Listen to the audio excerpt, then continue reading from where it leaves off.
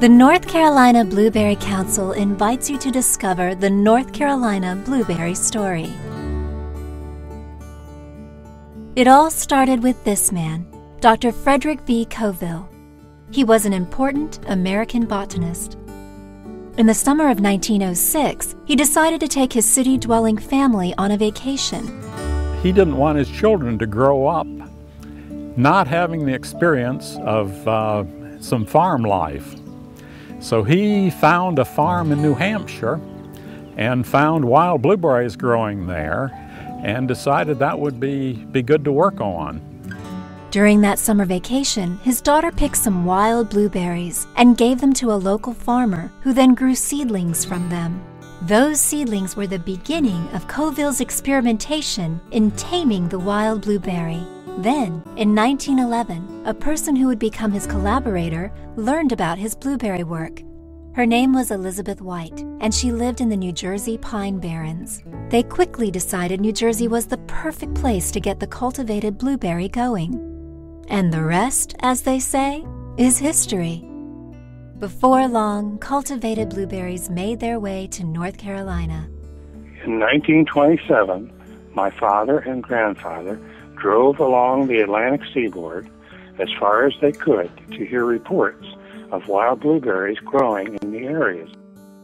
And by 1939, they supposedly had the largest blueberry farm in the world. When I was a kid in the blueberry fields, it kind of reminded me of a carefree time in my life when, I didn't have a lot of responsibility. Getting to ride with Dad on the tractors, hauling berries to the shed, down in the red shed. I can remember the ladies filling pint cups with berries, putting the cellophane top on them. In the older days, it took more time to prune the berries and to maintain the bushes in the field. And this day and time, with the equipment's way more advanced to get in and get out of the field and move on to the next one. We have pickers that return every year to help harvest blueberries for us here at Ivanhoe. And we have some that have been coming for like 17 to 20 years, the best I can remember, and look forward to seeing them every year. The pickers that I know that come here, they're professional farm workers. They like to work. They're here to work. And that's what we're all about, is work. What makes me most happy about following in my dad's footsteps is just getting able to work right beside him every day, learning more and more. And it's been a real success story for us over the years to develop blueberry varieties that will thrive in this climate. One of the unique things about this farm is the soils.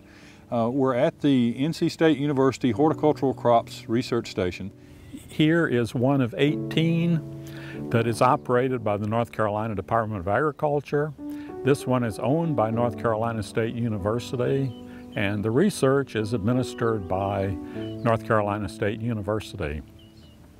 We take a lot of pride in our ability to grow these plants successfully, to the improvements that we've made in blueberry culture, and we think that's contributed quite a lot to the increased yields that we've seen in North Carolina. The last 3 years, we ranked the highest of any of the eastern producers. We just are pleased with what can be done in North Carolina and what our growers have done. So blueberries have a long history in North Carolina. The demand seems to be increasing. It looks like a bright future to me. The North Carolina Blueberry Council are proud members of the U.S. Highbush Blueberry Council. For further information about North Carolina blueberries, please visit us at ncblueberry.org.